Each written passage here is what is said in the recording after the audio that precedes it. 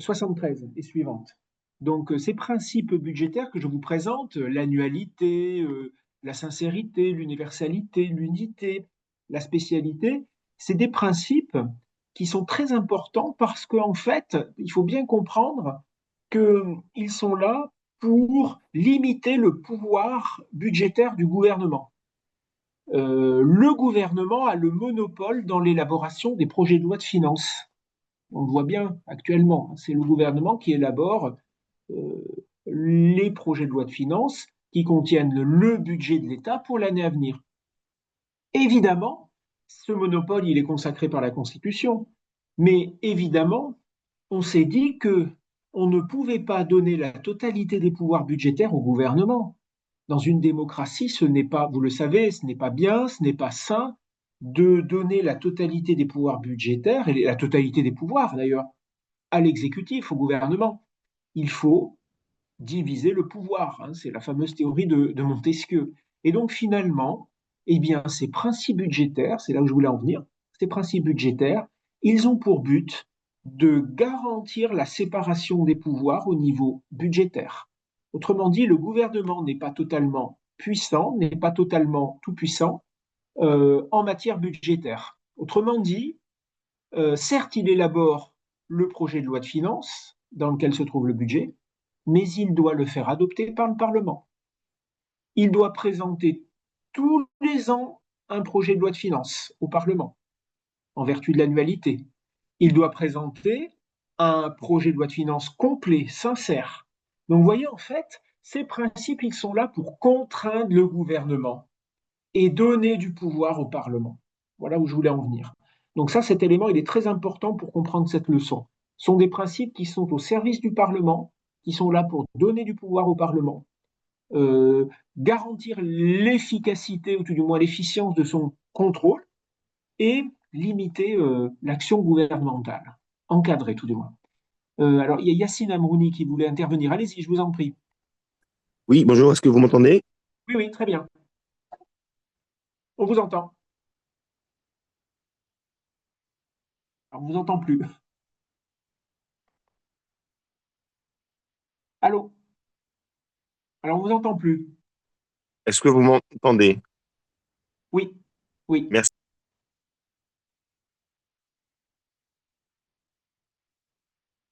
bien. Alors, est-ce qu'il y a des questions? Allez-y, hein, vous pouvez prendre la Oui, parole. oui, donc je vous disais simplement ma question, c'est est-ce que sur le budget général de l'État, il est possible d'utiliser l'article 49 alinéa 3? Oui, oui, je vous l'explique dans la leçon concernant l'examen parlementaire du projet de loi de finances, la leçon qui vient juste après les principes budgétaires, Ah bah excusez-moi, évidemment. alors je n'ai pas été assez loin dans le cours, excusez-moi. Voilà. Merci. Donc, l'article 49 alinéa 3 peut tout à fait être employé au sujet des projets de loi de finances, si le Premier ministre le souhaite. Manifestement, l'actuel Premier ministre ne souhaite pas l'utiliser, mais c'est prévu par la Constitution. Il est tout à fait possible d'utiliser l'article 49 alinéa 3 contre un projet de loi de finances, tout du moins pour faire passer un projet de loi de finances. Très bien, merci beaucoup. Je vous en prie. D'autres questions, d'autres remarques? Oui, j'avais une petite question. J'ai pas très bien compris la notion de la fongibilité asymétrique. C'est pas très clair pour moi. D'accord. Alors, je vais reprendre ça. Je vais peut-être simplement partager avec vous le cours et puis je vais vous expliquer ça. Alors attendez, donnez-moi quelques secondes. Je trouve, voilà, fongibilité. Alors, donc, je vais reprendre plusieurs choses pour bien clarifier les choses. Tout d'abord, vous vous en souvenez sans doute, euh, dans le budget, je vous rappelle, le budget qui est un document qui prévoit les recettes de l'État, les recettes que l'État va empocher l'année suivante, et qui prévoit les dépenses que l'État va réaliser au cours de l'année suivante. Hein. C'est un document prévisionnel. Donc on prévoit les recettes, par exemple, provenant d'impositions, provenant de la TVA, et les dépenses, le paiement des fonctionnaires, la construction d'ouvrages, les subventions qu'on va verser à certains organismes, etc. Le budget de l'État, eh bien, il va être présenté d'une certaine manière. Depuis la loi organique relative aux lois de finances, eh bien, les crédits, vous vous en souvenez, un crédit, c'est une autorisation de dépenser, c'est-à-dire que lorsque le Parlement adopte le projet de loi de finances, il donne au gouvernement l'autorisation de faire des dépenses. Vous voyez, c'est ce que je vous disais, le gouvernement n'a pas toutes les prérogatives. C'est-à-dire que certes, il élabore le budget, mais il faut que le Parlement vote, adopte le budget pour que le gouvernement puisse agir ensuite avec ce budget. Donc, on va trouver dans le budget des crédits, des autorisations données par le Parlement pour que le gouvernement et son administration fassent des dépenses. Eh bien, les crédits vont être répartis d'une certaine manière. Les crédits sont répartis entre des missions. Ces missions correspondent à des politiques publiques. Par exemple, vous allez avoir une mission qui comprend tous les crédits pour financer la politique agricole. Vous avez une mission qui va comprendre tous les crédits nécessaires pour financer l'éducation. Vous avez une mission qui va permettre de financer la justice, notamment la justice judiciaire, etc., etc. Bref, une mission, c'est une politique publique. Et vous avez le système des poupées russes. On commence un peu à le voir dans ce tableau que vous trouvez, page 96 du cours. Au sein de la mission, vous avez plusieurs programmes. Un programme, c'est une facette de la mission. Par exemple, dans la mission justice, je l'explique dans la leçon concernant la présentation des lois de finances, dans la mission justice, vous avez plusieurs programmes. Vous avez par exemple un programme destiné à financer la justice civile. Vous avez un autre programme destiné à financer la justice pénale, etc., etc. Donc en fait, un programme, c'est une facette de la mission. Puisque la mission, c'est une politique publique, mais évidemment, la politique publique comme la justice ou même l'agriculture, c'est une politique publique très vaste. Et il y a plusieurs facettes de cette politique publique. Donc en fait, les crédits au sein de la mission sont répartis entre des programmes. D'accord? Mais évidemment, on peut encore aller plus loin dans le détail. Hein. C'est le système des poupées russes. Dans un programme, par exemple, programme destiné à financer la justice civile, ben vous allez avoir plusieurs actions à financer. Par exemple, le paiement des magistrats, l'achat de fournitures, le paiement de factures. Vous voyez? Donc, il y a au sein d'un programme plusieurs catégories de dépenses. C'est ce que l'on appelle, vous le voyez ici, je l'indique avec le curseur, les actions. Donc, au sein d'une mission, les crédits sont répartis par programme et au sein d'un programme, elles sont réparties par des actions. Voilà. Donc, je fais ce rappel préalable, mais je vous le redis, je le développe dans la leçon concernant la présentation des lois de finances. Donc, maintenant, je vais répondre plus précisément à votre question. La fongibilité des crédits. Alors, pour l'expliquer, il faut introduire le principe de spécialité budgétaire. Comme les autres principes, la spécialité budgétaire est au service du Parlement. La spécialité budgétaire, elle consiste à donner du pouvoir au vote des parlementaires sur la loi de finances. Le but, c'est ça. C'est que lorsque les parlementaires adoptent le PLF, eh bien, il faut que ce vote, cette adoption, donne du pouvoir au Parlement. Donc, s'il n'y avait pas de spécialité, le vote des parlementaires ne serait pas contraignant pour le gouvernement.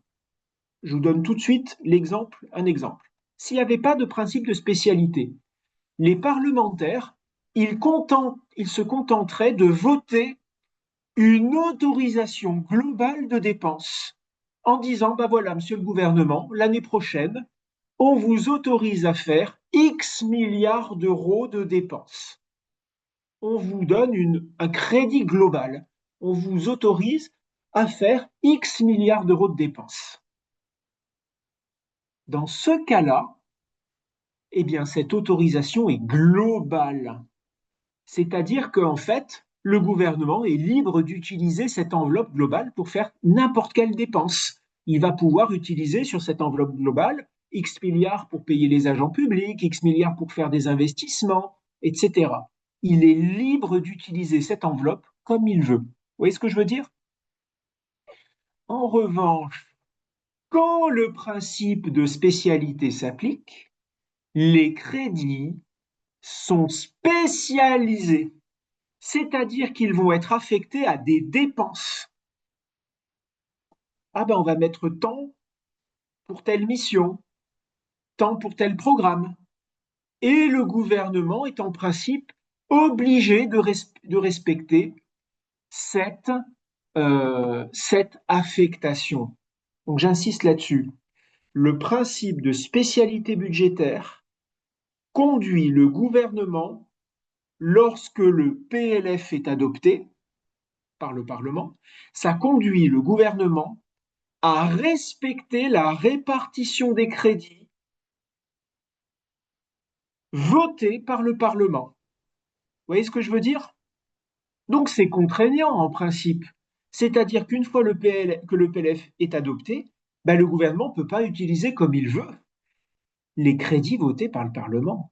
Il devra respecter l'affectation ou alors la spécialisation ou la spécialité des crédits tels que le Parlement les a votés. Est-ce que c'est clair jusqu'à là, jusqu'à ce point-là? Oui, très clair, merci. Bon, très bien. Alors je vais poursuivre maintenant. La LOLF, la loi organique relative aux lois de finances, qui a été adoptée, vous le savez, sans doute le 1er août 2001, qui contient la quasi-totalité des règles applicables à l'élaboration et au vote du budget de l'État en France. La LOLF considère que pour le budget de l'État, les crédits sont spécialisés par programme. Qu'est-ce que ça veut dire? Je vous rappelle, au sein d'une mission, vous avez plusieurs programmes. Ça veut dire que les crédits, les autorisations de dépenser, donc qui vont passer justement par des autorisations de dépenser de X millions d'euros, eh bien les crédits qu'on va affecter au sein de chaque mission vont être ensuite répartis, système des poupées russes, entre les programmes.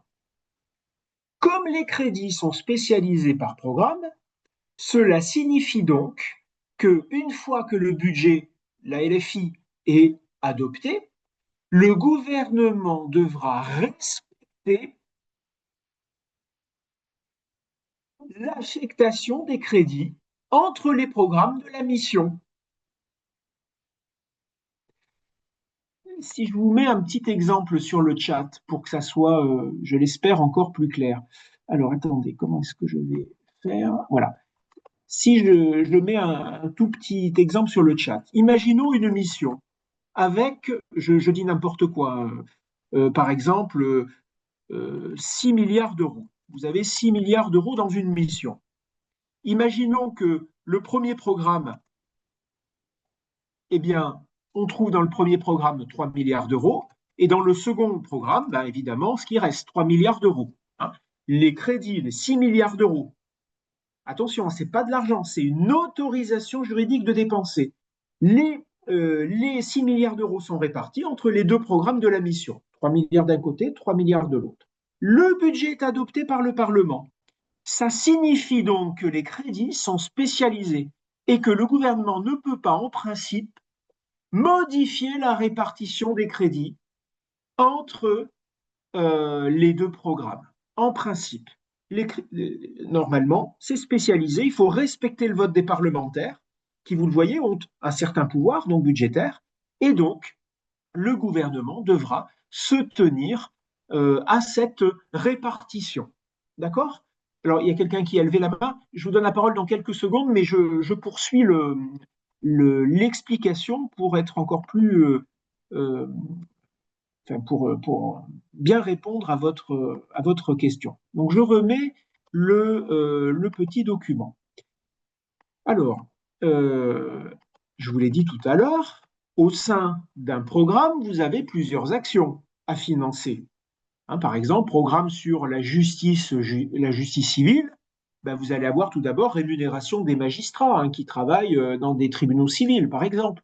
Autre action, le paiement, par exemple, des dépenses courantes, hein, les factures d'électricité, l'achat de feuilles, de stylos, etc., d'ordinateurs, etc.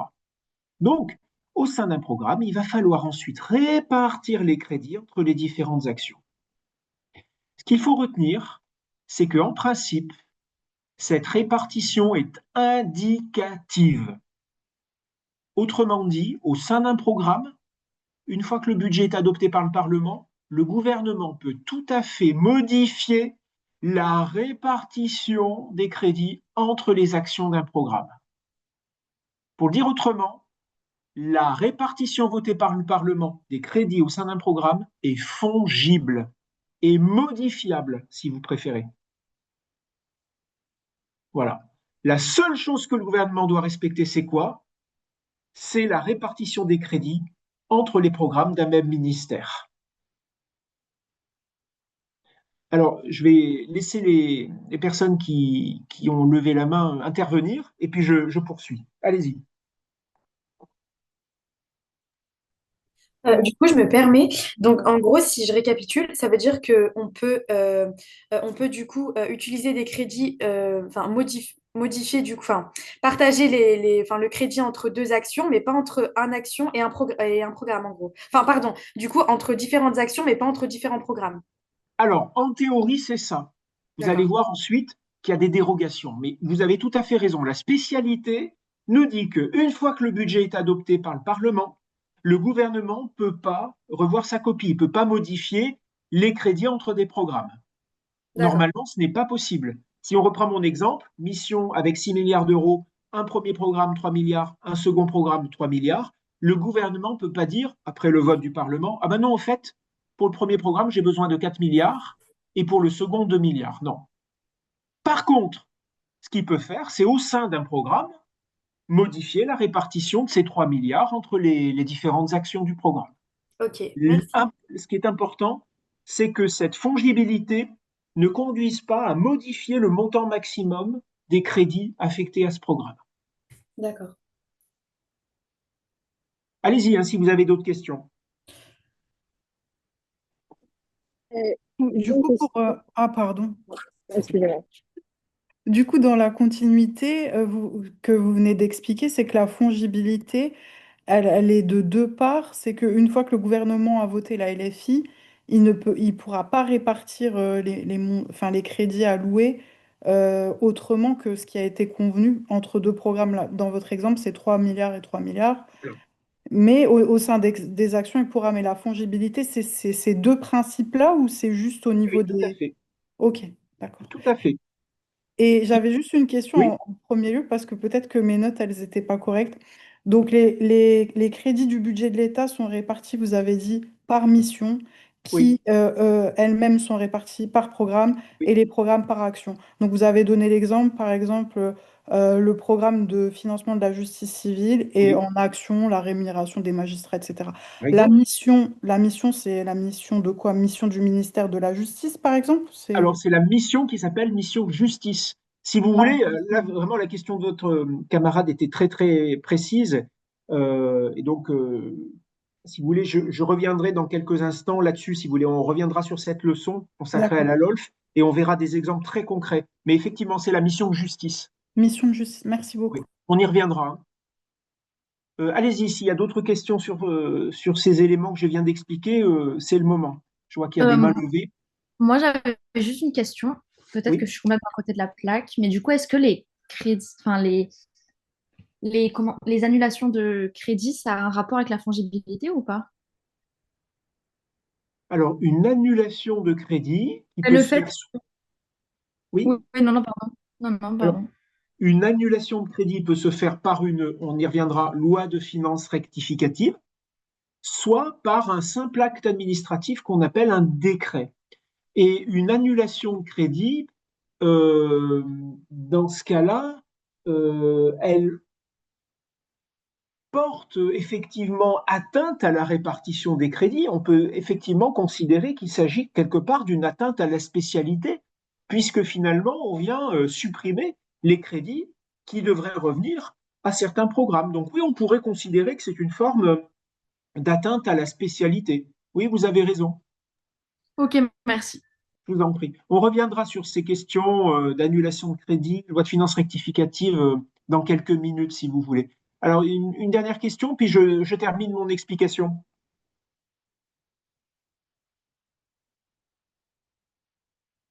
Il n'y a pas d'autres questions? Bon, alors je termine mon explication. Donc, la fongibilité, vous voyez, c'est la liberté qu'a le gouvernement, alors que le Parlement a fait son travail, il a voté la LFI, le budget.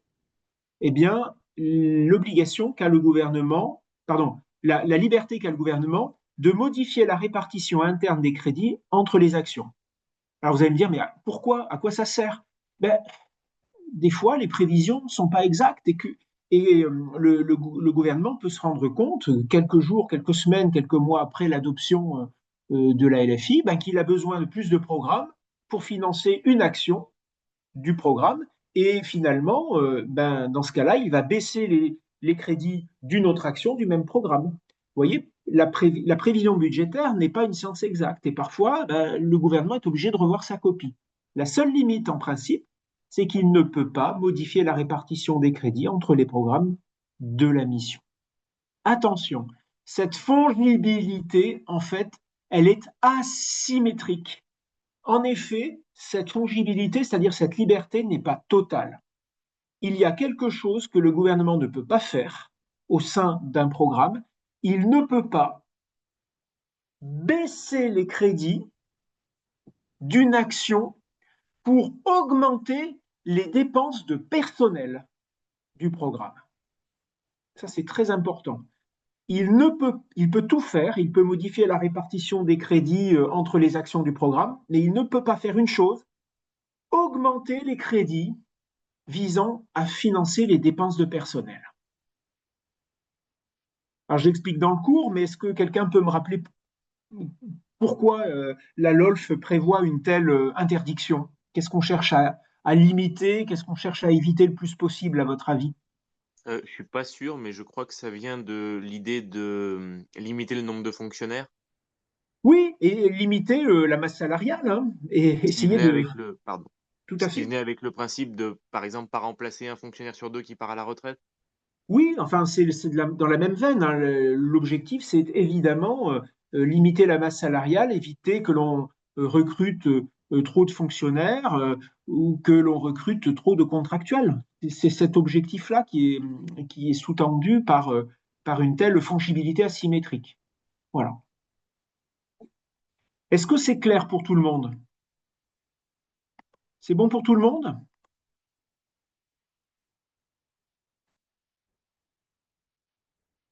Alors, je vous propose, si vous voulez, comme on a travaillé sur cette question-là de la présentation de la loi de finances, je voudrais euh, revenir sur ces quelques éléments. C'est à partir de la page 56, à partir de la page 56 et suivante. Donc, je vous ai mis un document, page 56. Alors, la répartition entre les missions et les programmes dans le budget de l'État. Alors, c'est un document qui date de 2012, mais je n'ai jamais trouvé un document mieux fait. Malheureusement, les services du budget ne proposent pas un tel document pour 2025-2026, malheureusement. Vous allez me dire, ils ont d'autres choses à faire en ce moment. Mais en tout cas, voilà, c'est pour ça que j'ai mis ce document. C'est un document très intéressant qui vient illustrer ce que je vous ai expliqué. Vous avez à gauche les missions, toutes les missions qui se trouvent dans le budget de l'État. Donc, bien entendu, ce n'est pas un document à prendre par cœur, mais c'est simplement un document qui a pour but d'illustrer le propos et de mieux vous faire comprendre ce que sont les missions et les programmes. Donc là, vous avez les missions, vous voyez, par exemple, action extérieure de l'État, vous avez l'agriculture dont nous parlions à l'instant, la mission culture, la mission défense, et à côté, les programmes qui existent les programmes qui existent pour chaque mission. Donc, vous voyez, l'action extérieure de l'État, ben, vous avez quand même 4 programmes. Vous avez la mission culture, vous avez également 4 programmes. Mais en fait, vous pouvez avoir autant de programmes que vous voulez. Si vous avez une mission, une politique publique qui nécessite 5, 6, 10 programmes, eh bien, on créera 10 programmes. La seule chose qu'il ne faut pas, je le dis dans le cours, c'est une mission avec un seul programme, ce qu'on appelle les missions monoprogrammes. Ça, c'est interdit. Le Conseil constitutionnel nous l'a dit clairement. Il faut au moins 2 programmes. Mais ensuite, vous pouvez en créer autant que vous le souhaitez. Hein. Une question, allez-y. Oui, une simple question pour limiter le Oui, principe que vous avez dit tout à l'heure de ne pas augmenter les dépenses en personnel par commutation oui, des crédits, oui. enfin des fonds au sein d'une mission. Si la mission prévoit en elle-même, par exemple, le recrutement de, je sais pas, policiers et gendarmes, c'est pas un problème, ça. Non, bien sûr, non, non, non, non. À partir du moment où ensuite le, le Parlement l'a voté, non, bien entendu, oui, c'est tout à fait naturel. Oui. Mais donc, en théorie, enfin, ça empêche pas la création d'emplois, ça empêche juste de délaisser quelque chose dans une mission en faveur d'une création supplémentaire, par exemple. Ben, ça empêche surtout que euh, le gouvernement crée de nouveaux emplois, entre guillemets, dans le dos du Parlement, puisque la LFI a été adoptée et le gouvernement, grâce à la fongibilité, peut modifier la répartition des crédits pour faire dans un programme. Mais attention, le gouvernement ne pourra pas faire cette modification pour faire des recrutements, euh, parce que dans ce cas-là, ça augmenterait les dépenses de personnel et que le budget a déjà été adopté. Vous voyez ce que je veux dire? Oui, oui, C'est très bien. uniquement pour ça. On essaye de limiter les masses salariales. Si vraiment il y a besoin d'embaucher davantage, ben, la seule chose qu'il faudrait faire, c'est dans ce cas-là présenter une loi de finances rectificative. Et dans ce cas-là, on Très, demande au gouvernement d'embaucher du personnel. Vous très voyez bien, ce que je veux dire? ça a éclairé ma petite inquiétude. Merci. Voilà. Donc, vous voyez, page 56, je vous ai mis un exemple, donc la mission justice, avec les différents programmes. Donc, je vous ai parlé tout à l'heure de la mission euh, justice judiciaire, par exemple. Vous avez toute une série de programmes. Je vais peut-être essayer de vous montrer un autre exemple tout à fait intéressant. On a créé une mission pendant le coronavirus. Alors, zut, j'ai pas. Voilà. On a créé une mission pendant le coronavirus pour faire face à la crise sanitaire. Donc, une politique publique de crise hein, pour faire face au coronavirus. Et donc, il y a évidemment, hélas, hein, plusieurs types de dépenses que l'État a dû financer. Donc, premier programme de cette politique publique, le financement du chômage partiel, hein, puisque à cause des confinements, des fermetures d'établissements, beaucoup de personnes n'ont pas pu travailler. Et donc, pour quand même que ces personnes puissent vivre, on leur a octroyé le chômage partiel, donc financé entre autres par l'État. Donc là, on trouvait des crédits dans ce programme de cette mission pour financer le chômage partiel. Voyez. Et vous avez évidemment plusieurs actions prévues. Autre programme, le Fonds de solidarité pour les entreprises. Pour les toutes petites entreprises, notamment les entreprises avec un ou deux salariés, ben évidemment, dans ce cas-là, ou pour les personnes qui étaient à leur compte, hein, eh bien justement, on a prévu là aussi des crédits pour justement que ces personnes qui ne pouvaient pas travailler puissent justement vivre grâce à ces aides données par l'État. Donc voilà, l'objectif, mission, programme, c'est construire un budget de l'État. C'est construire un budget de l'État. Alors, pourquoi est-ce qu'on répartit les crédits entre mission et programme? Qu'est-ce qu'on cherche à faire? C'est ce que j'explique dans la suite du cours. Je vais vous montrer le passage qui est important. C'est qu'on cherche à évaluer la performance. Voilà, c'est ici, page 56. On cherche à évaluer la performance des politiques publiques étatiques. En effet, les crédits sont désormais répartis entre les missions et les programmes, Et par conséquent, on va pouvoir fixer à l'avance des objectifs de performance à chaque programme et donc à chaque mission. C'est ce que je vous explique ici. En fait, cette budgétisation, cette nouvelle manière d'élaborer le budget, c'est une budgétisation par objectif. On va attribuer des crédits aux différentes missions, aux différents programmes, mais en échange, on leur demande d'atteindre des objectifs. On vous donne des crédits, attention, on vous demande d'atteindre des objectifs. Donc, c'est ce que l'on appelle la budgétisation par objectif, c'est la logique de performance. Et je vous l'explique ici, comment est-ce qu'on fait? Vous allez avoir un document que l'on appelle le projet annuel de performance. C'est un document qui, pour chaque mission, va contenir la liste de tous les objectifs et de tous les indicateurs de performance pour tous les programmes de la mission. Voilà. Donc, vous allez avoir des objectifs très précis pour justement chaque programme de chaque mission. Et je vous donne là aussi des exemples assez concrets.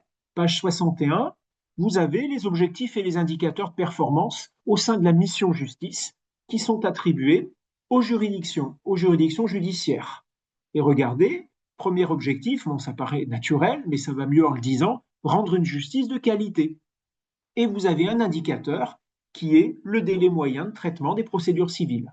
On va donner un délai moyen de traitement des affaires civiles à atteindre pour éviter que les procès civils durent 10 ans, 20 ans. On va essayer de demander aux magistrats, au service public de la justice judiciaire, qui bénéficient des crédits du budget de l'État, du résultat. Il faut que les affaires soient traitées dans un délai moyen de 10 mois, 12 mois, etc. Voilà, on donne des indicateurs chiffrés. Voilà, c'est une logique de performance que cherche à instaurer la loi organique relative aux lois de finances avec cette nouvelle présentation du budget de l'État. Voilà. Est-ce que vous avez des questions par rapport à ça? Si vous n'avez pas de questions par rapport à ça, je voudrais peut-être revenir sur un principe budgétaire, sur un ou deux principes budgétaires, et notamment sur le principe d'annualité. Mais tout d'abord, je vous laisse la parole pour voir J'ai si une vous avez question. des questions. Est-ce que vous m'entendez? Oui, Alors, moi, j'ai une question. C'est que j'avais vu qu'il y avait des dérogations à ce principe de spécialité, oui. justement, et c'est justement ça que j'ai pas très bien compris, en fait. Alors, on va reprendre. Attendez voir que je remette le passage. Donc, c'est vrai que j'aurais pu vous en parler lorsque nous avons parlé de la spécialité. Donc, je reprends. En principe, le gouvernement, une fois que le projet de loi de finances est adopté, une fois qu'on est en présence d'une LFI, il doit respecter l'affectation des crédits au sein de chaque mission entre les programmes. Il ne peut pas modifier la répartition des crédits entre les programmes d'une mission. À la rigueur, la première chose qu'il peut faire s'il veut vraiment modifier la répartition des crédits entre les programmes d'une mission, si je reprends mon exemple, mission de 6 milliards, premier programme 3 milliards, second programme 3 milliards, la première chose qu'il pourrait faire, c'est demander au Parlement de modifier la LFI. C'est le principe de parallélisme des procédures. Le Parlement, il a voté la loi de finances initiale, en cours d'année, le gouvernement peut lui demander de modifier la loi de finances initiale qu'il a adoptée. Ça, c'est tout à fait possible. Autrement dit, le gouvernement peut présenter un projet de loi de finances rectificative qui va permettre au Parlement de modifier la LFI, par exemple en modifiant la répartition des crédits entre des missions, entre des programmes. Le Parlement peut tout faire. Il peut défaire ce qu'il a fait, ce qu'il a voté. Ça, c'est tout à fait possible. D'accord? Mais quel est l'inconvénient, à votre avis, de cette solution?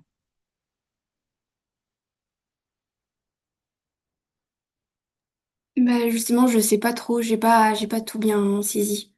Alors, quel est l'inconvénient pour le gouvernement? Du coup, c'est la suprématie du Parlement, le... Bah, oui et non, parce que finalement, le Parlement va se prononcer sur une demande du gouvernement. Alors certes, il peut la refuser, mais bon, si le gouvernement a une majorité, normalement, cette demande pourra être acceptée. Ce qui est problématique, C'est c'est que ça en... prend du temps. Pardon. Ah Oui, oui, moi j'allais dire ça et j'allais dire aussi possiblement que bah, ils pouvaient le faire souvent, voire trop souvent, le faire à chaque fois en fait dès qu'il y a un souci et du coup ce serait un automatisme. oui, ou en tout cas, ça serait quand même une monopolisation de l'agenda parlementaire. Donc, en tout cas, voilà, c'est chronophage. Et le risque, évidemment, c'est que le gouvernement doive attendre plusieurs semaines, voire plusieurs mois, que ce projet de loi de finances rectificative soit adopté. Donc, en fait, dans certaines situations, le gouvernement, par acte administratif, c'est prévu par la LOLF, hein, il ne faut pas s'offusquer, donc c'est prévu par la loi organique relative aux lois de finances, eh bien, le gouvernement, par acte administratif, peut porter atteinte à la spécialité des crédits par programme. Voilà. Pour des raisons d'intérêt général, évidemment. Il peut modifier la répartition des crédits entre programmes par acte administratif. Mais attention, c'est prévu et c'est bien entendu encadré par la LOLF. Si on veut aller plus loin que les limites prévues par la LOLF, ben dans ce cas-là, il faut présenter un projet de loi de finances rectificative. Ces dérogations, c'est ce que l'on appelle les virements de crédit et les transferts de crédit que je vous présente, page 97 du cours. Donc, si vous voulez, on va regarder tout Excusez-moi, simplement. mais Oui, excusez-moi de vous couper, mais du coup, le gouvernement, il fait ça par décret, c'est ça? justement, c'est ce que je vais vous expliquer. Tout D'accord. d'abord, pour ce qui concerne les virements de crédit, eh bien, les virements de crédit vont être réalisés par décret, c'est-à-dire par un acte administratif. Ce n'est pas par une loi. Donc, dans ce cas-là, c'est très simple. Le ministre compétent, il va simplement demander à son service de préparer un décret de virement de crédit. Ça prend quelques minutes. Vous vous rendez compte? Le temps économisé. Donc, c'est beaucoup plus pratique. Donc, si on regarde concrètement, la LOLF nous dit quoi? Quand est-ce que le ministre peut, par décret, faire un virement de crédit? Eh bien, dans ce cas-là, il peut y avoir virement de crédit pour modifier la répartition des crédits entre deux programmes gérés par le même ministère. Voilà. Par exemple, s'il y a un programme numéro 1 qui est géré par un ministère qui a 2 milliards d'euros et un autre programme qui est géré par le même ministère, programme numéro 2, qui a 3 milliards d'euros. Eh bien, il est tout à fait possible de modifier la répartition des crédits entre les programmes. Dans ce cas-là, évidemment, il faudra simplement faire euh, un échange, comment vous dire, un virement de crédit. On pourra très bien prendre 1 milliard d'euros de crédit au premier programme pour le donner au second programme. Donc, normalement, c'est interdit en vertu du principe de spécialité. Normalement, c'est interdit. Mais grâce à ces virements, c'est tout à fait possible. Un même ministère peut changer la répartition des crédits entre deux programmes qui sont sous sa responsabilité. Mais attention, il y a des limites. Il y a ce que je vous explique en police 10, donc ce n'est pas à prendre. Sachez simplement qu'il y a un montant maximum de crédit pouvant faire l'objet de virements de crédit. Vous voyez? Donc voilà, l'objectif c'est quoi? C'est apporter un peu de souplesse. Parce que évidemment, la prévision budgétaire, comme je vous l'ai dit, ce n'est pas une science exacte. Le gouvernement, parfois, il peut se tromper. Et parfois, pour garantir une action publique plus facile, plus efficace, ben c'est important de donner un peu plus de souplesse au gouvernement. Voilà pourquoi ça existe.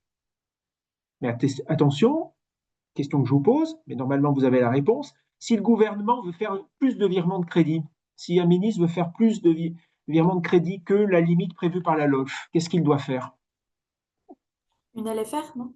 Voilà, tout à fait. Présenter un projet de loi de finances rectificative. Tout à fait. Est-ce que c'est bon pour tout le monde? Oui, merci. Oui? Bon, parfait. Alors Oui. maintenant, je vais euh, revenir sur le principe d'annualité budgétaire. L'annualité budgétaire, c'est peut-être l'un des principes les plus importants.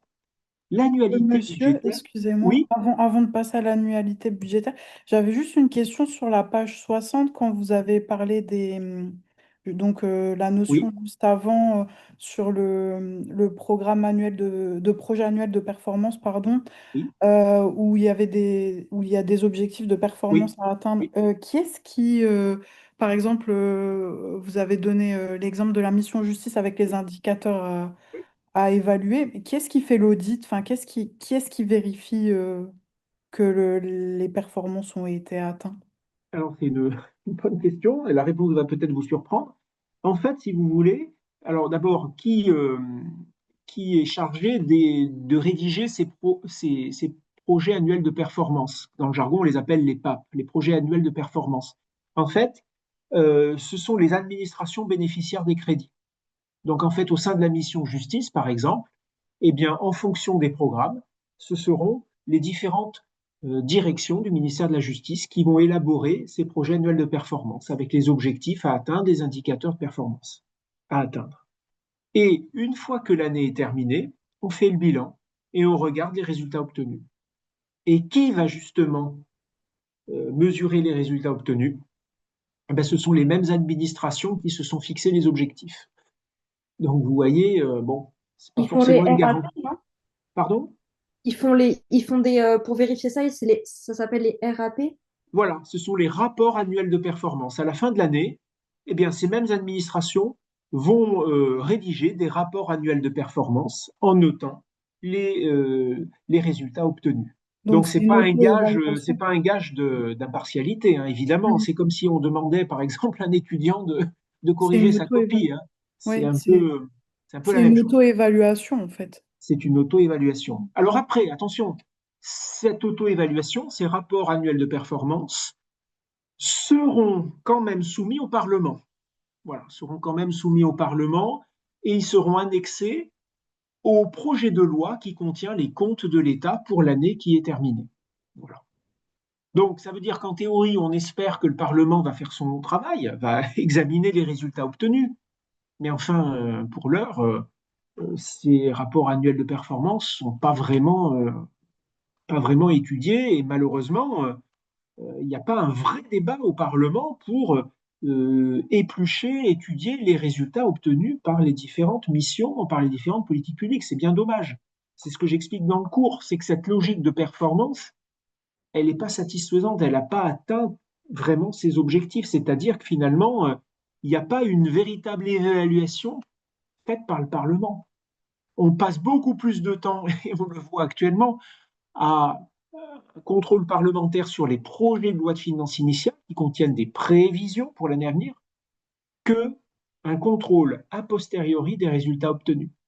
Vous voyez, on n'a pas encore vraiment changé de logiciel, alors que dans une démocratie, c'est quand même important aussi de demander des comptes et de voir si les deniers publics et les crédits ont bien été gérés, bien été utilisés. Donc, on Oui, a plus une approche préventive plutôt que oui, corrective, en fait. oui, tout à fait. Oui. Mhm. Oui, il y avait une intervention, allez-y. Bah, en fait, le contrôle du Parlement, c'est plutôt que l'année suivante, s'il considère, sur la base de ce rapport de performance, que les fonds alloués à cette mission-là n'ont pas été efficaces, il ne reconduit pas le crédit.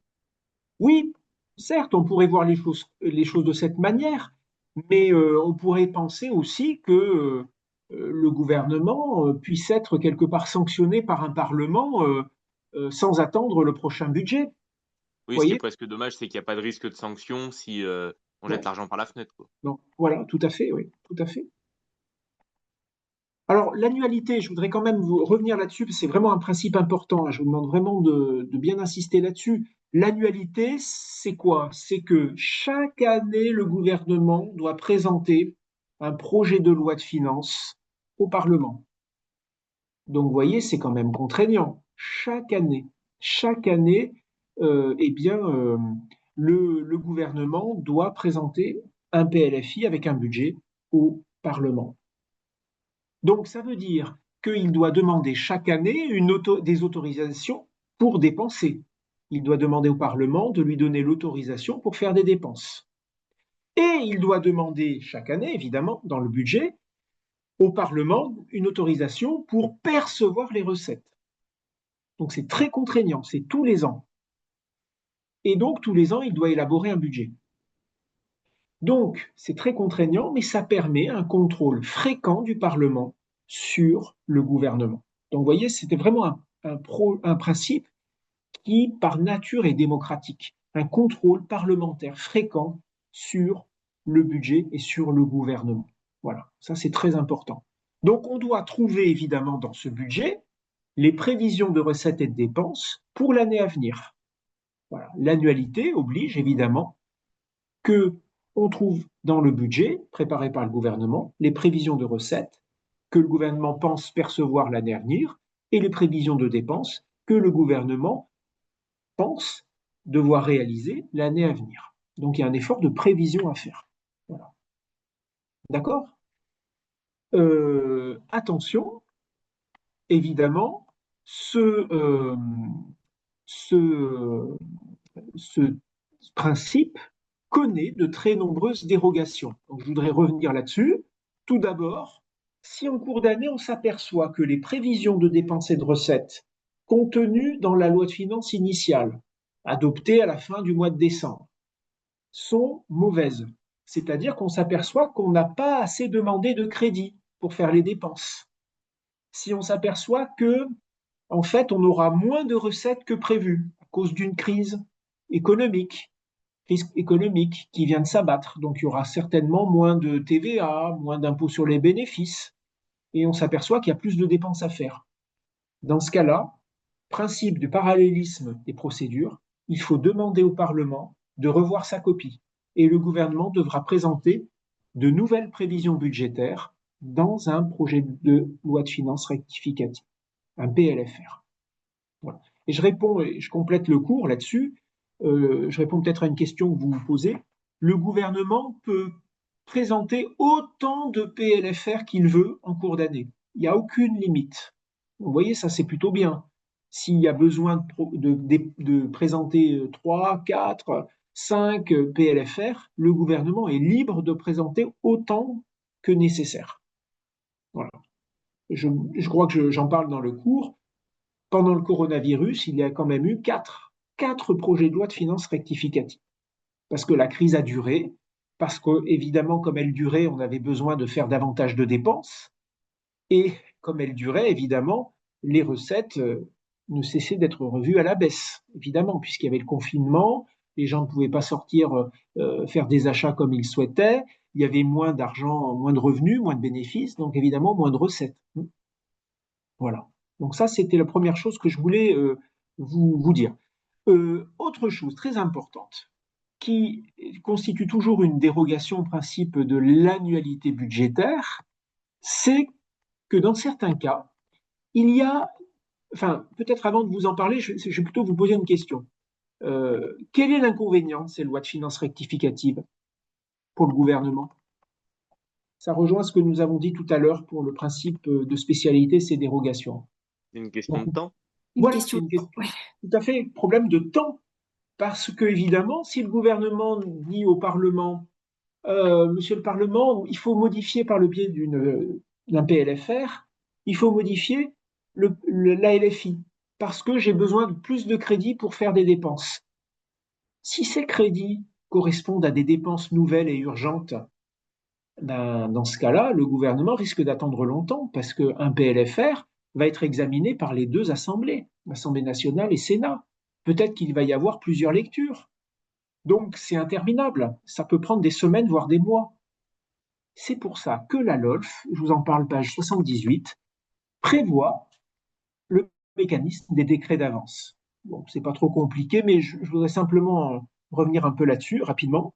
Pour certaines dépenses qui sont considérées comme urgentes et qui n'étaient pas prévues en LFI, elles étaient imprévisibles, et elles sont apparues, et elles apparaissent très urgentes.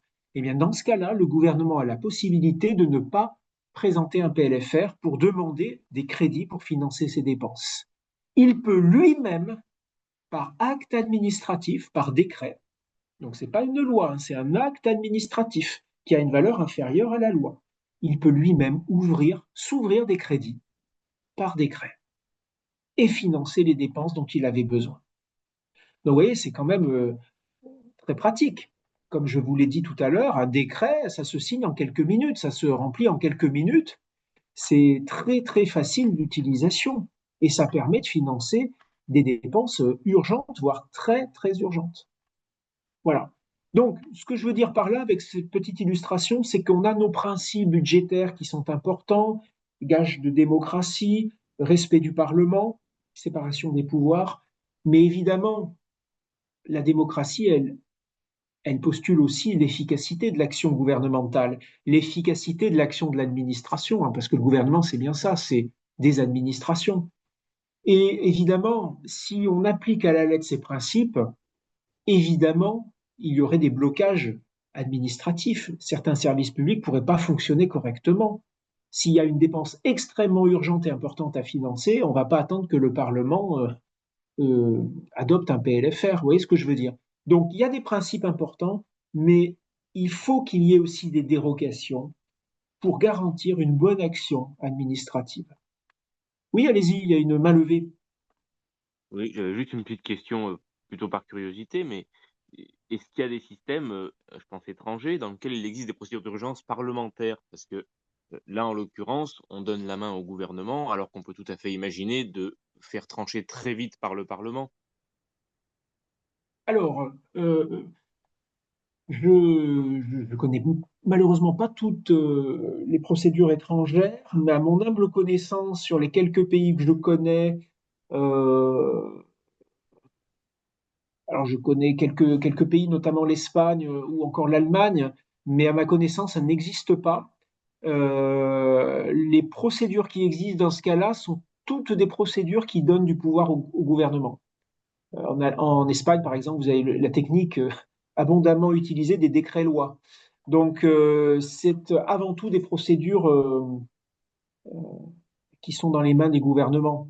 Mais ça peut se justifier, puisque évidemment, les politiques publiques sont déterminées par le gouvernement et les budgets sont élaborés par les gouvernements. Ça peut être justifié.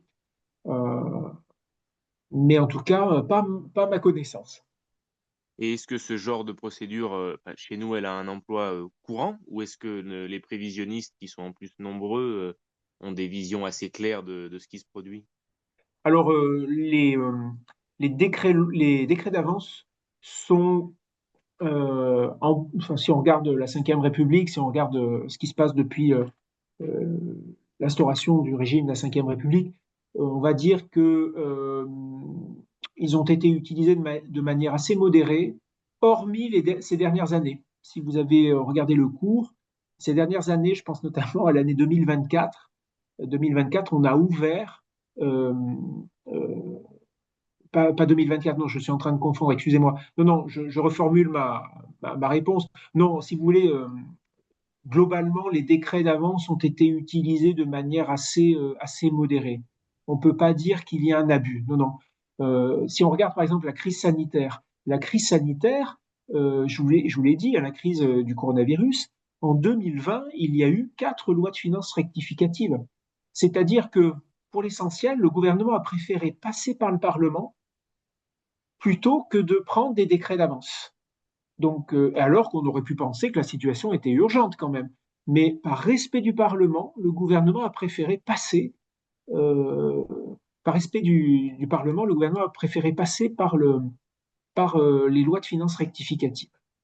Donc, globalement, c'est un usage assez modéré, même si dans certains cas, on a pu remarquer que le gouvernement parfois a abusé de certains décrets d'avance. Dans certains cas, le gouvernement a invoqué un peu abusivement l'urgence pour se faciliter la tâche alors qu'il aurait dû passer par une loi de finances rectificative. Mais globalement, voilà, c'est quand même un usage assez modéré. On passe plutôt par une LFR. Voilà. Et est-ce qu'un décret d'avance, après, a posteriori, peut être contesté par le Parlement? C'est peut-être écrit dans le cours, mais j'ai pas le point sous les yeux. Alors, je ne sais plus si j'ai fait ce développement dans mon cours. En fait, vous pouvez exercer. Alors, vous avez tout d'abord un contrôle. Je vais essayer si j'arrive à remettre le. Attendez, un petit problème avec l'ordinateur. Si j'arrive à remettre le document de cours. Voilà. Alors, vous avez. Voilà, c'est bon. Vous avez un contrôle parlementaire. Ben, je suis sur la page qu'il faut, page 78. Vous avez un contrôle parlementaire puisque, je vais vous montrer, euh, vous avez. Alors, attendez, où est-ce que c'est?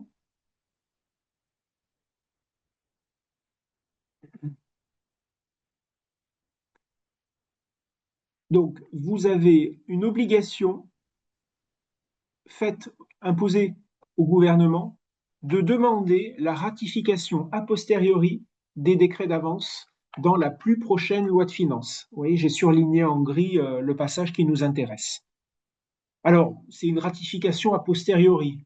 Ça veut dire qu'il y a quand même un contrôle. Le Parlement va pouvoir être informé de ce que le gouvernement a ouvert comme crédit par décret d'avance.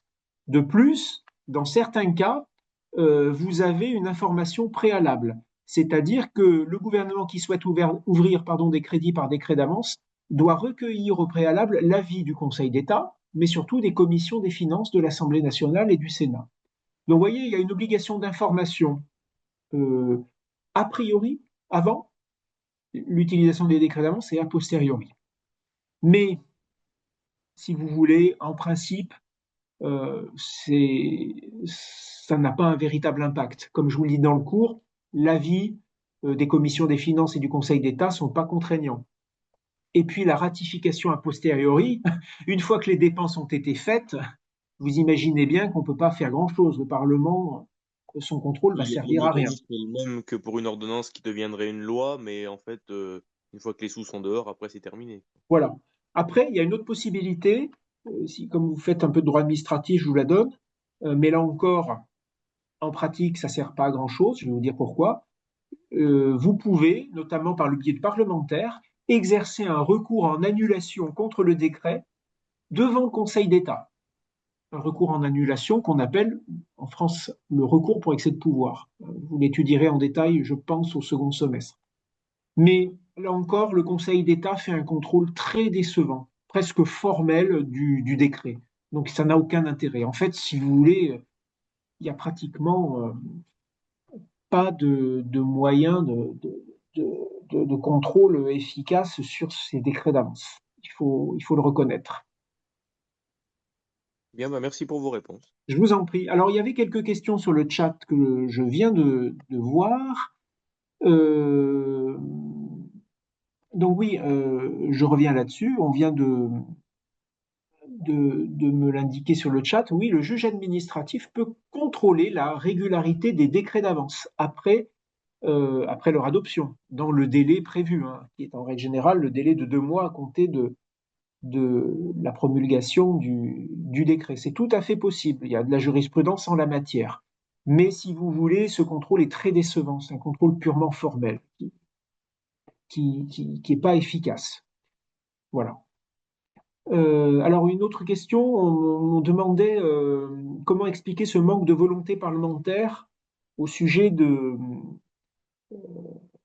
l'examen des résultats obtenus par les différents ministères en ce qui concerne les objectifs de politique publique. Si vous voulez, c'est pas simple. Il y a vraiment en France une volonté et puis pas une volonté, mais j'allais dire, il y a un constat qu'il faut faire, c'est que le texte financier budgétaire le plus médiatisé, c'est la loi de finances initiale, qui contient le budget pour l'année suivante. Si vous suivez l'actualité budgétaire, vous le voyez bien, c'est ce qui intéresse le plus les médias, et donc évidemment, c'est ce qui va intéresser le plus les parlementaires. C'est ce qui va se passer pour demain, dans le futur. Donc évidemment, on va consacrer plus de temps à l'examen du PLFI et en revanche, bah, finalement, on va moins s'intéresser, on va passer beaucoup moins de temps à l'examen des comptes, c'est-à-dire des résultats obtenus au cours d'une année qui est terminée. Les parlementaires vont passer beaucoup moins de temps à examiner les dépenses vraiment réalisées, les recettes vraiment perçues. J'allais dire, c'est presque culturel. Les parlementaires préfèrent regarder l'avenir, c'est peut-être aussi lié à leurs intérêts personnels, éventuellement politiques, plutôt que de regarder ce qui est passé. Voilà. Et effectivement, la LOLF a essayé de faire changer ce logiciel et cette façon de penser, mais malheureusement, on n'y est pas arrivé. C'est bien regrettable. Alors, on me pose une question. Alors, c'est un peu plus technique. Les crédits non répartis sont également dérogatoires. Alors, je ne me rappelais pas avoir parlé de ça dans mon cours parce que c'est un peu technique. Alors, les crédits non répartis, je réponds quand même, les crédits non répartis, c'est en fait des crédits qui ne sont pas affectés à une dépense précise, à des dépenses, à des politiques publiques précises. C'est des crédits qu'on garde dans sa besace pour les utiliser en cours d'année si on en a besoin. Donc, vous voyez, finalement, ça pourrait tout à fait être une autre solution que les décrets d'avance. Si on a besoin d'utiliser en cours d'année euh, des crédits pour faire des dépenses et qu'on n'en a pas dans une mission, on peut très bien aller piocher dans cette besace où se trouvent les crédits non répartis pour justement les utiliser et les affecter à la dépense dont on a besoin. Donc oui, effectivement, c'est une sorte de dérogation à la spécialité parce que ces crédits non répartis ne sont pas spécialisés. Ils sont gardés au chaud si on en a besoin en cours d'année et on les affectera ou les spécialisera euh, en fonction de la dépense dont on a besoin en cours d'année. Mais si vous voulez, en pratique, ces crédits non répartis, c'est quelques millions d'euros. C'est en fait, si vous voulez, une somme qui n'est pas très, très importante. Et ce qui explique qu'on ait besoin en pratique souvent de lois de finances rectificatives et parfois de décrets d'avance. Voilà.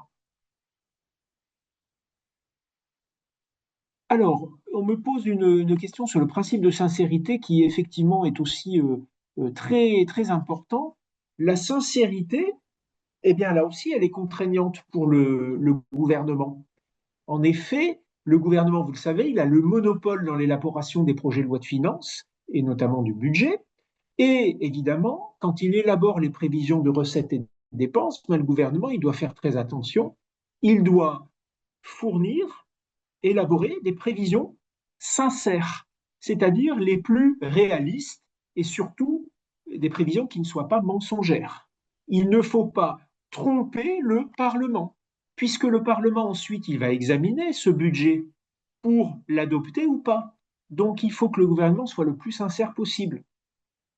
Question que je vous pose, pourquoi est-ce que le gouvernement pourrait avoir un intérêt politique à présenter des prévisions budgétaires insincères, mensongères? Qu'est-ce qu'il pourrait chercher à faire? À diminuer le déficit? Oui, tout à fait. Il pourrait très bien se dire, bon sang, on va avoir un déficit très important. Rappelez-vous, le déficit, c'est quand il y a plus de dépenses que de recettes. C'est-à-dire que les recettes, provenant notamment d'impositions, ne peuvent pas couvrir toutes les dépenses. Donc on est obligé de s'endetter, d'emprunter. Donc le gouvernement dit, oh là là, je vais avoir un déficit trop important. C'est pas grave, je vais mentir au Parlement et je vais présenter un budget avec moins de dépenses que ce que je prévois de faire quand même. Et je vais surévaluer mes prévisions de recettes.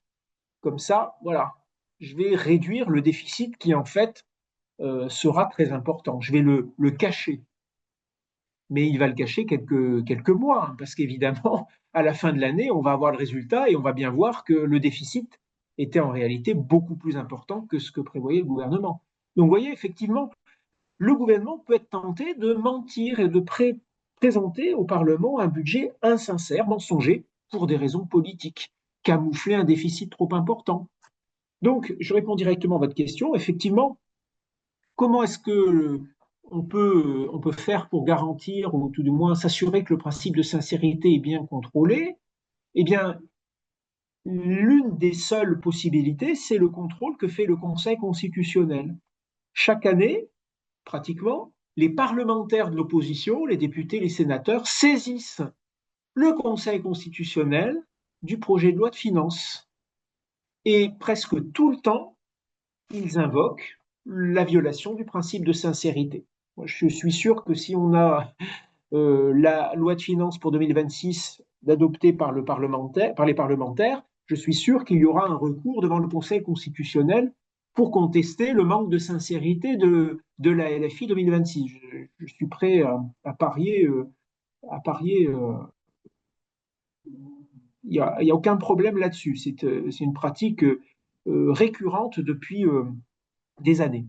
Mais le problème, c'est que le Conseil constitutionnel, je vous donne la parole dans quelques secondes, je termine, le Conseil constitutionnel, je vous le dis dans le cours, en fait, il fait un contrôle extrêmement décevant de ce principe.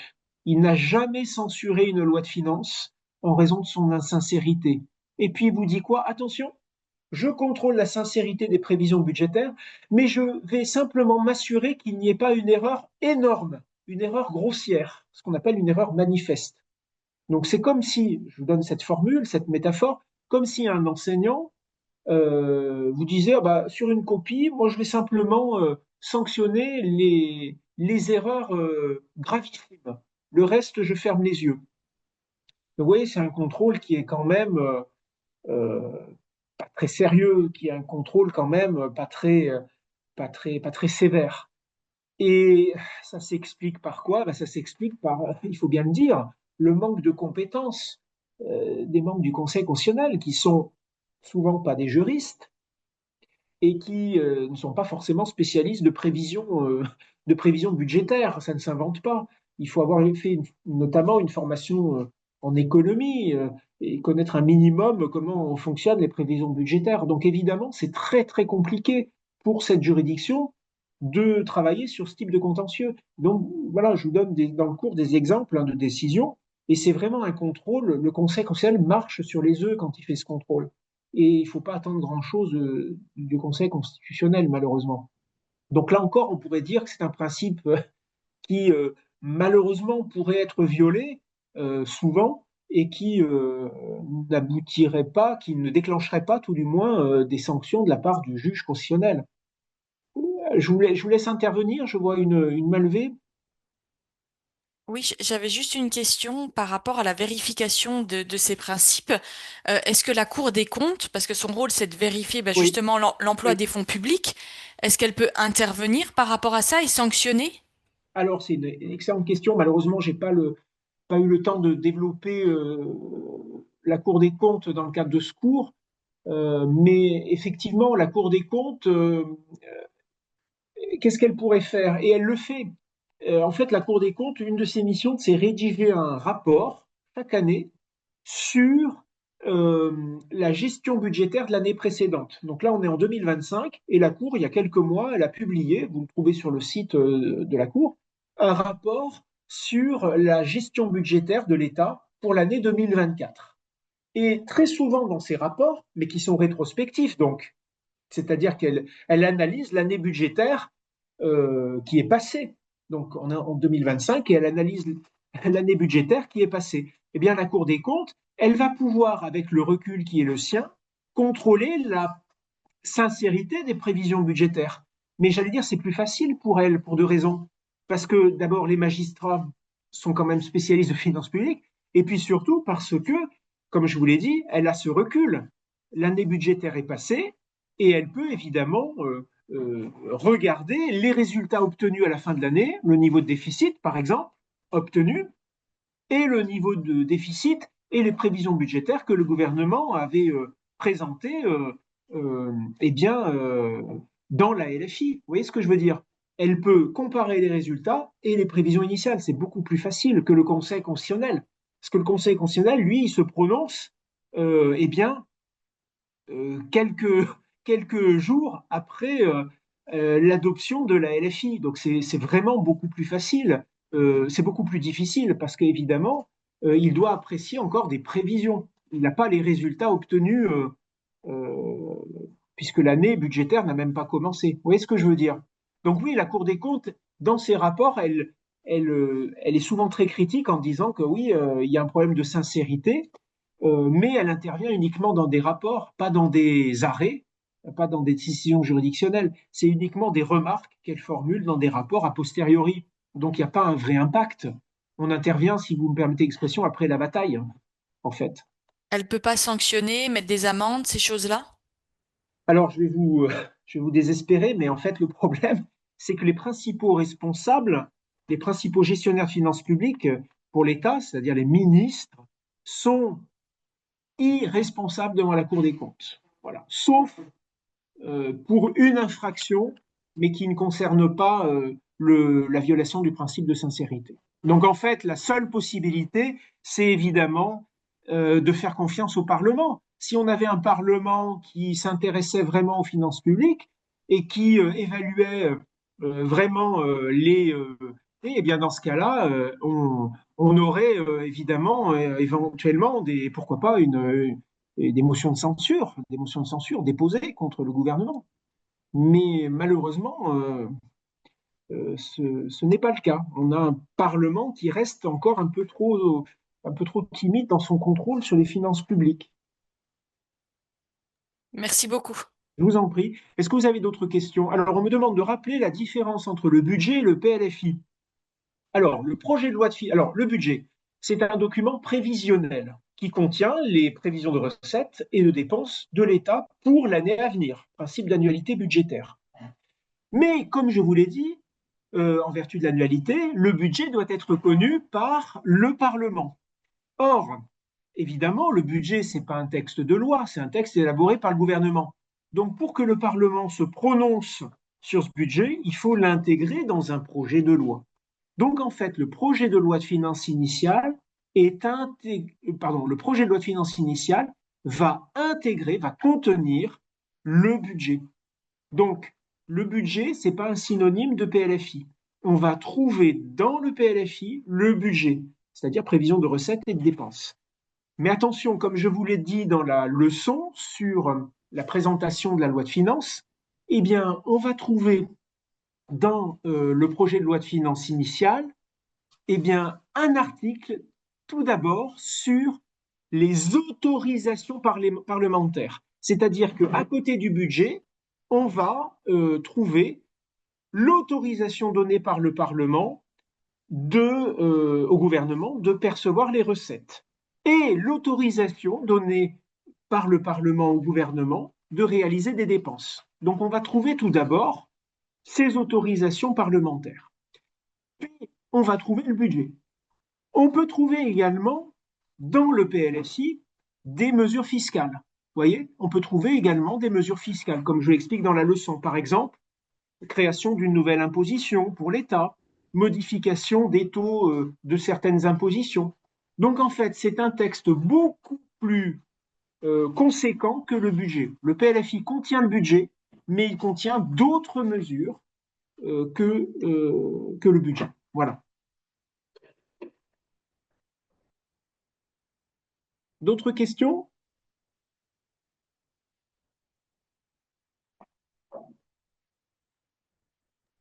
Au niveau des délais, est-ce qu'il y a des deadlines? Parce que vous avez dit que parfois, quand il y a des projets de loi rectificatifs, ça Oui. peut être retardé, mais est-ce qu'ils ont quand même des délais réglementaires pour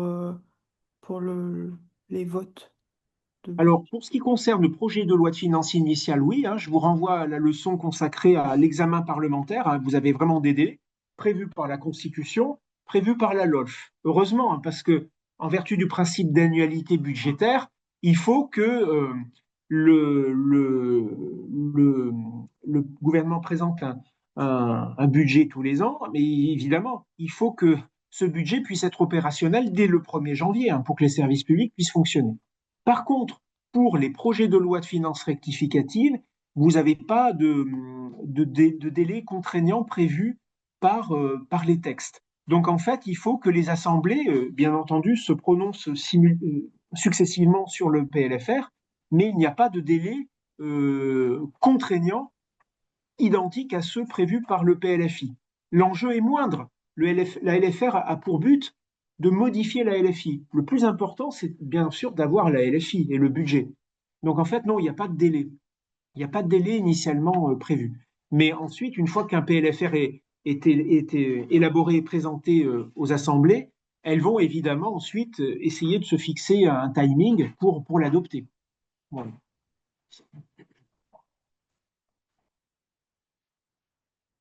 Est-ce que vous avez d'autres questions?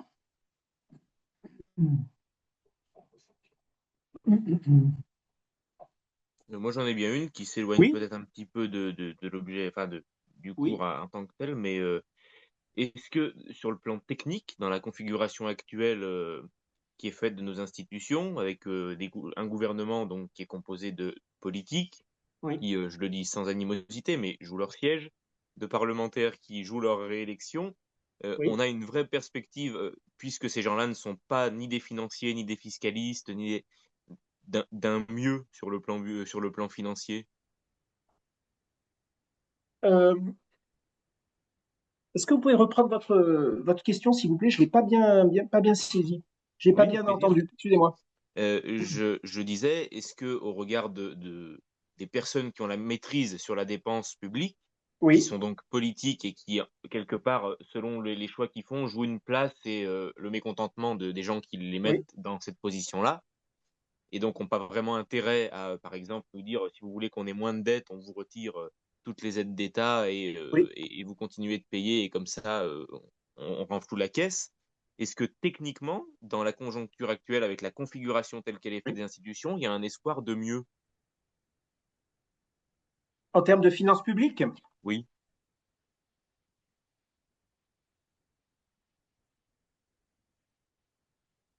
là encore, enfin, tout dépend, ça c'est une question plus politique que juridique. Tout dépend de ce que vous considérez comme étant mieux. Certains vous diront, il n'y a pas de problème, nous avons un niveau d'endettement certes important, mais ce n'est pas problématique.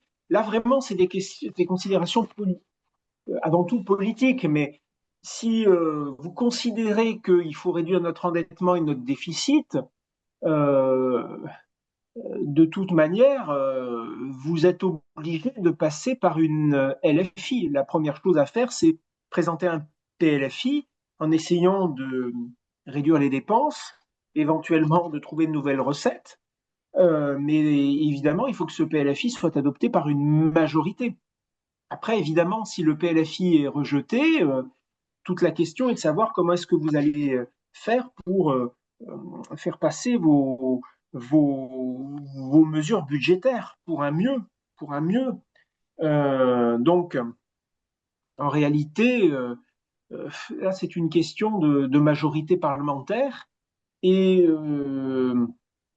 la seule possibilité que pourrait avoir un gouvernement qui souhaiterait passer en force face à une opposition du Parlement, la seule possibilité que je vois, je vous en parle dans le cours, mais ça n'a jamais été utilisé pour l'instant, c'est l'article 47 de la Constitution. L'article 47 de la Constitution qui, si le Parlement, qui prévoit, qui dispose que si le Parlement ne s'est pas prononcé dans un délai de 70 jours sur le projet de loi de finances, le gouvernement peut faire adopter les dispositions budgétaires par une ordonnance, donc sans passer par le Parlement.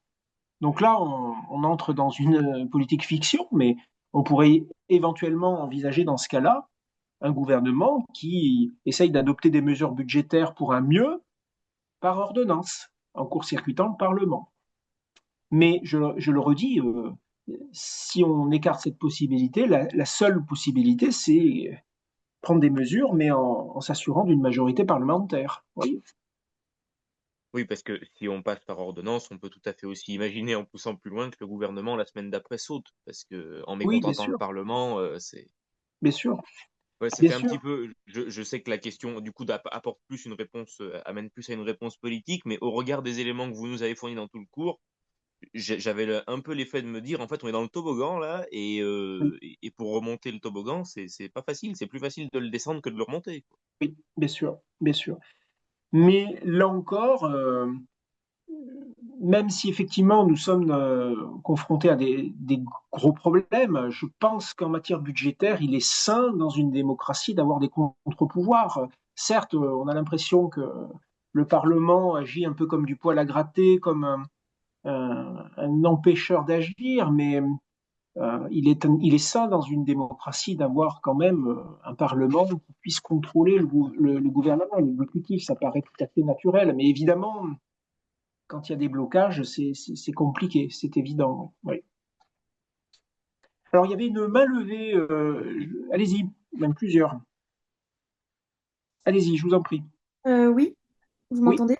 oui, oui, on vous entend. Moi, c'est une question plus par rapport à l'examen, Oui, parce que j'ai regardé les annales des années oui, précédentes, oui. et c'était une question par rapport au développement quand vous demandez des définitions. Oui. Si vous attendez vraiment des réponses enfin, plutôt développées ou... Alors, vous allez avoir 1 heure. En fait, moi, ce que je vous conseille, c'est de regarder combien de points euh, seront attribués à la question, en fait. Combien vous avez de points en face de la question. En fait, globalement, j'attends quand même certains développements. Pour les définitions, si vous me faites une définition en 1 ligne, ça suffira pas. Il faut quand même étayer, développer, faire des définitions assez précises, hein, 5 lignes, 5, 10 lignes. Voilà. Et en fonction des développements, pareil, j'attends quand même, en fonction des questions, j'attends quand même des développements assez importants, tout en sachant évidemment que vous n'avez qu'1 heure. Donc voilà, il faut essayer quand même de donner le plus de précision possible. Quand vous avez une question sur le texte, ne pas faire trop de paraphrases, citer quelques passages du texte, c'est bien, mais faire ensuite une analyse personnelle en mobilisant vos connaissances et vos capacités d'analyse, oui. Donc oui, une réponse d'une ligne ou deux, ça ne suffira pas. Ok, oui, je me posais la question parce qu'en fait, c'est sûr que si vous nous demandez de définir la LOLF, Oui, la ouais, LOLF, oh, oui, c'est c'est un vaste sujet. Ça, je vous demanderai jamais de définir la LOLF, mais je pourrais vous demander de définir un budget, par exemple, d'accord, une loi de finances rectificative, vous voyez? ok. Mais je vous proposerai une troisième séance quelques jours avant votre examen. Et au préalable, je mettrai je mettrai le sujet de l'année dernière en ligne sur Moodle et on le corrigera ensemble, si vous voulez. D'accord, ouais, ça serait cool. Voilà, voilà. Merci. Et sur le cours, est-ce que vous avez d'autres questions? Donc je le redis, hein, parce qu'on m'a posé la question, les développements qui sont en police 10 ne sont pas à connaître, hein, en petit, et les développements qui sont écrits tout petits n'ont pas à être appris. Il s'agit simplement de développements que je donne pour ceux qui souhaitent avoir plus de précision. De même, les encadrer, ça relève de l'approfondissement. Donc il faut s'en tenir uniquement aux développements qui sont écrits en police 12, hein.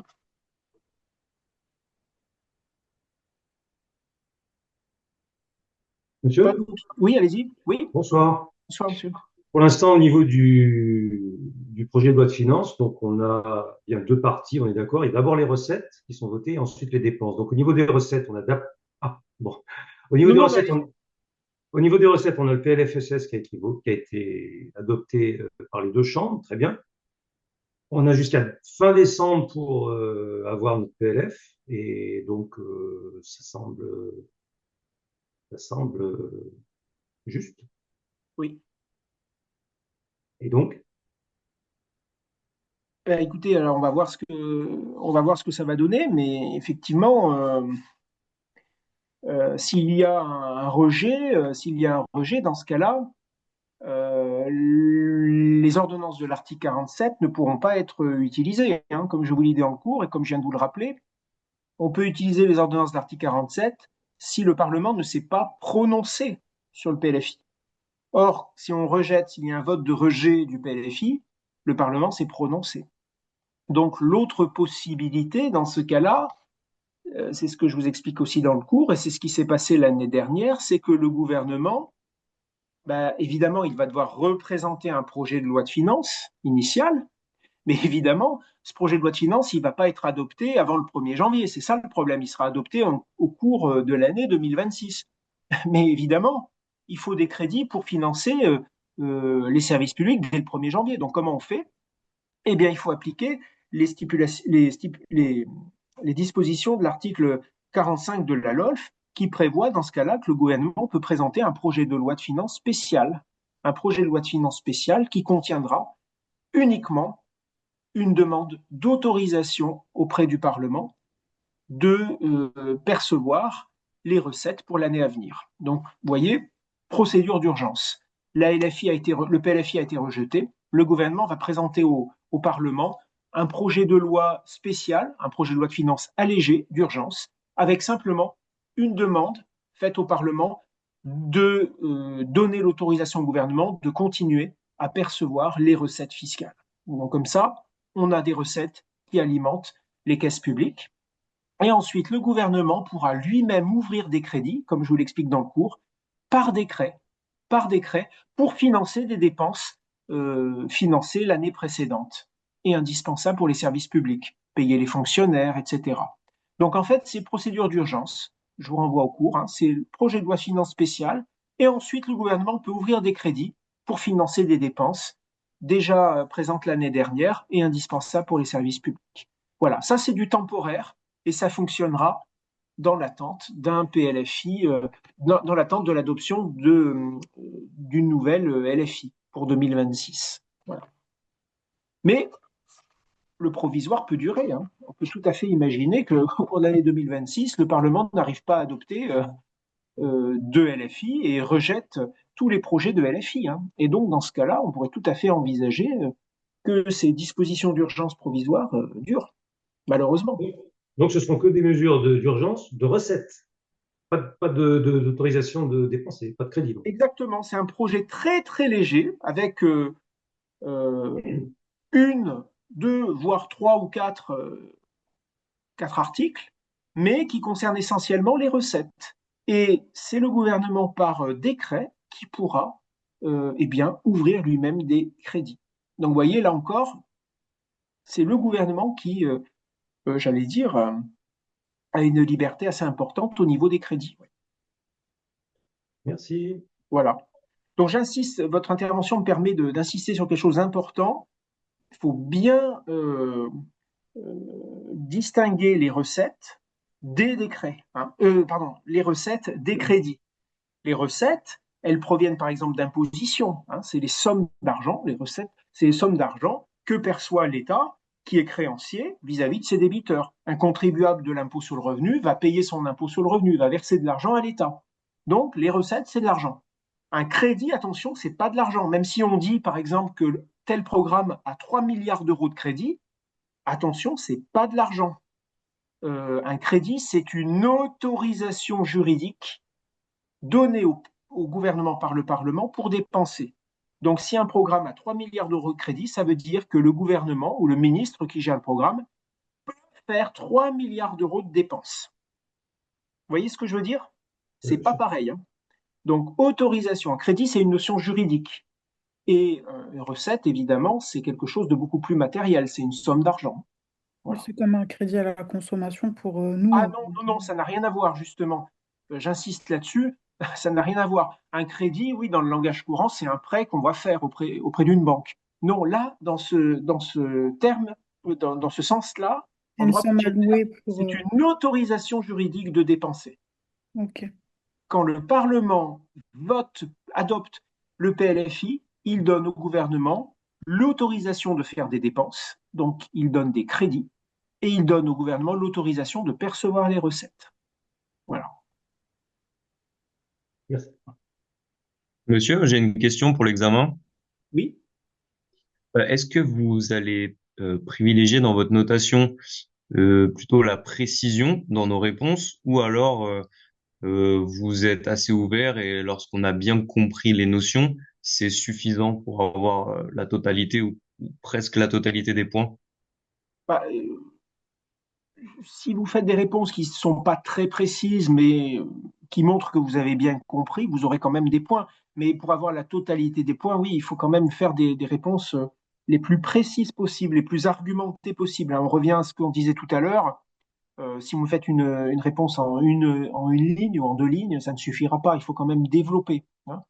Et j'ajoute qu'il faut connaître l'ensemble du cours. Hein. Il faut maîtriser l'ensemble du cours, hormis les encadrés, hein, les nombreux encadrés et les paragraphes avec une police de 10. Hein. Donc, si bien que bon, le cours reste de taille tout à fait raisonnable, bien entendu. Hein.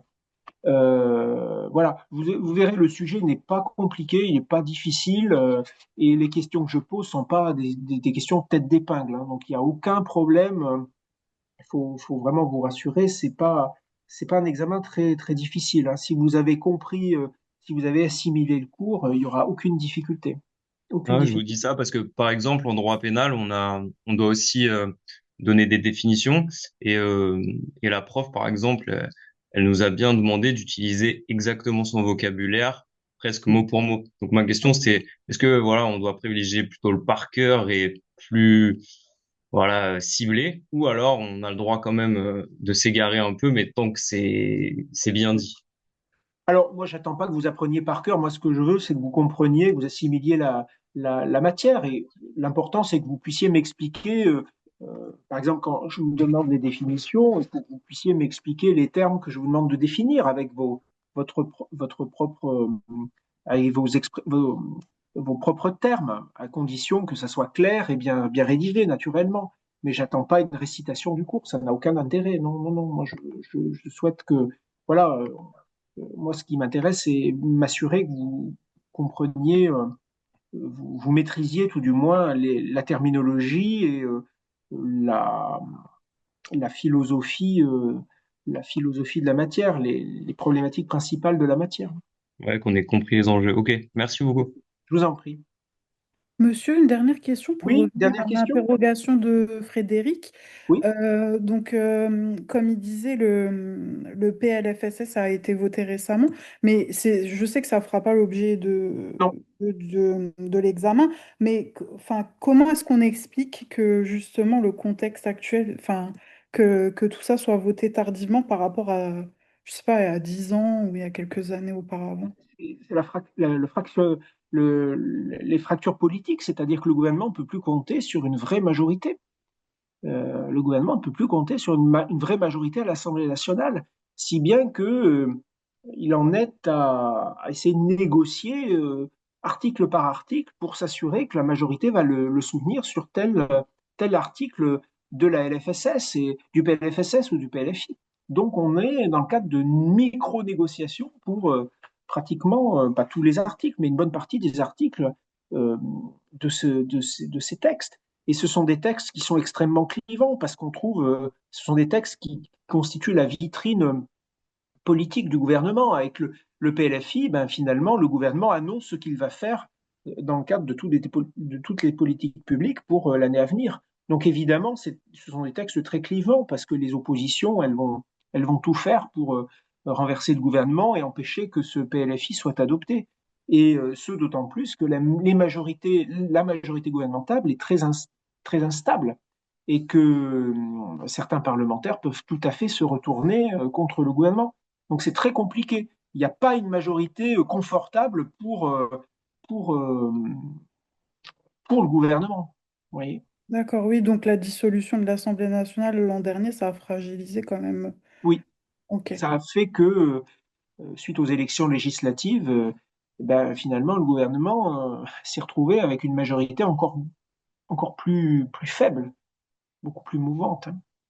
d'accord, Bon, merci. je vous en prie, on pose une question pour le rattrapage, si d'aventure, et je ne vous le souhaite pas, bien sûr, certains d'entre vous se retrouver au rattrapage. Après, certains font le choix de passer que les examens de rattrapage, hein, bien sûr, compte tenu de leurs obligations professionnelles. Hein. Donc, ça sera un sujet de même nature, un texte avec quelques petites questions en 1 heure. Je ne change pas la nature de l'exercice. Voilà. Et vraiment, c'est un sujet qui n'est pas compliqué et les questions ne sont pas pièges. Hein. Voilà, faut bien vous rassurer là-dessus. Et puis, comme je vous l'ai dit, je vous enverrai un petit message sur Moodle pour qu'on puisse se réunir à nouveau avant l'examen, ce qui vous donnera aussi la possibilité de poser des questions sur le cours si vous en avez hein, suite à vos dernières révisions. Donc voilà, s'il n'y a pas d'autres questions, on fait comme ça. Je vous ferai signe bientôt parce que l'examen a lieu en janvier. Donc je vais vous proposer une réunion euh, début janvier, je pense, pour qu'on puisse organiser cette troisième réunion. J'ai pour l'instant pas d'idée de date, mais je vous tiens très rapidement informé. Hein. Voilà. Donc, merci beaucoup de votre attention. Et puis, de toute façon, si vous avez des questions entre-temps, vous m'écrivez sur Moodle. Il y a pas de problème. Hein. Voilà. Merci à tous et bonne continuation pour vos révisions et bon courage. Et bonne fin Merci. d'année surtout. Merci beaucoup. Merci à vous. Merci à vous. Merci. Bonne fête. Au revoir. Bonne fête. Bonne fête à vous. Merci. Bonne fête. Au revoir.